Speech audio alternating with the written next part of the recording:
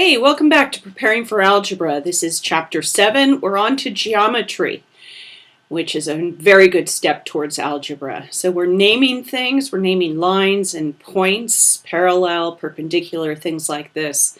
So the first page is 203, and it's talking about a line with two arrows on the end, which represents a line that goes into infinity. And the way we name this line is by putting two dots or two numbers on the line to represent it as line, for example, AB.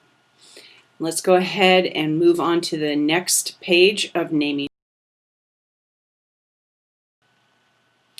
Excellent. Now on page 204, which is an extension of 203, we're still naming lines. And so what I want you to do is look at the questions here, name this line in two ways, G and H, and follow the example from the page. The top line called AB or just called line AB.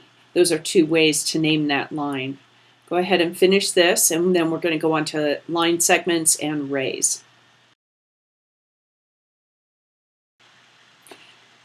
Page 205 and 206 are going to be together here. We're naming line segments and rays. And on page 205, there's two problems at the end. I want you to draw a ray with U as the endpoint and V as the other point. And then I want you to draw a line segment. Line segments have two points on either end, making it finite. An array has an arrow on one side and a point on another, making it infinite only in one direction. Okay, and on page 206, you get to define a line segment in your own words. You get to define a ray in your own words. And then we'll move on to page 207. Page 207 and page 208 is describing lines, special types of lines, like parallel lines, perpendicular lines, or lines that are neither parallel or perpendicular. And I would like you to read through this example.